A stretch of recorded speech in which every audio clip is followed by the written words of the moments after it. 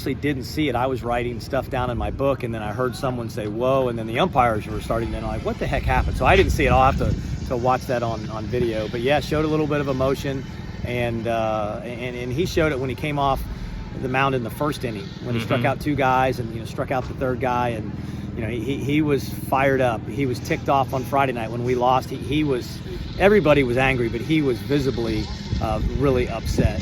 So when you've got juniors and seniors and things aren't going right, those are the guys that need to step up, and Liam and Charlie Goldstein certainly did that today. And that's something you've been waiting on too, for somebody on the team. I mean, you as coach, you can say things to you blue in the face, but until somebody does something like that, I mean, it's kind of hard, isn't it? Yeah, I mean, someone has to step up. Someone has to do it, and it can be anybody. And Josh Stinson, gave us a spark. He gets the first RBI single in game 1, kind of, broke it open, and he's an energy giver. He's a guy that all the guys love, and so that got us going, gave us some energy. And then Liam just was on cruise control. He was really, really good.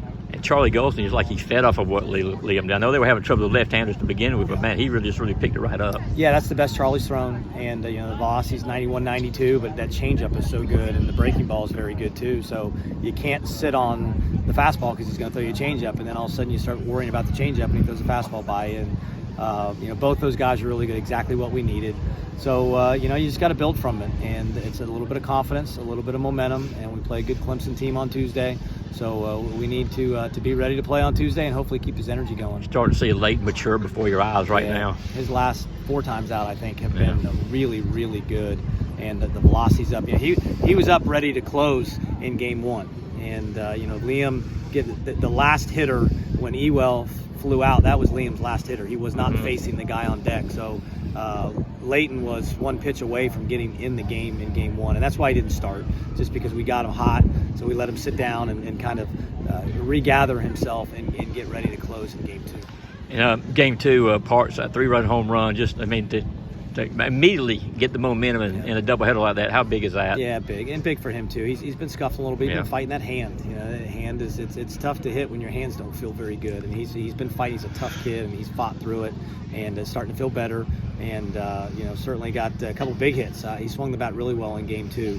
I thought Corey Collins swung the bat really well. Didn't have a lot to show for it, but I thought he swung the bat well. Connor Tate had the toughest weekend of anybody. He hit line drives all over the field. Finally hit one over the fence, but they couldn't catch it. And Charlie Condon.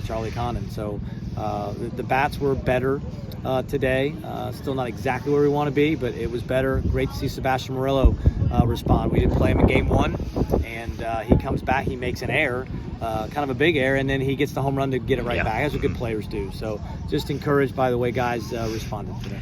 Just how proud are you for the team? I mean, it's been a lot talk, all that kind of stuff, and to have them respond today with this kind of effort, getting a sweep, is how big. I'm everybody. happy for them. They deserve it, and certainly when you don't play well at this level and at this place, you're going to be criticized for it, and that's just part of it. That's part of what we do, and there's a standard here, and we've been playing below that standard, and hopefully today is a sign of things to come. That's the way that the Georgia Bulldogs should play. That's the product that we should have on the field, what we did this weekend, because quite frankly, it's disappointing we didn't sweep this series. But you win 2 out of 3 from a top 10 team. You can feel good about it. We can't rewind. We can't take back what's happened the 3 weeks before this. It's been really frustrating, but that's the standard. That's the way that we should play, and we play below that standard. We open ourselves up to criticism, and that's fair.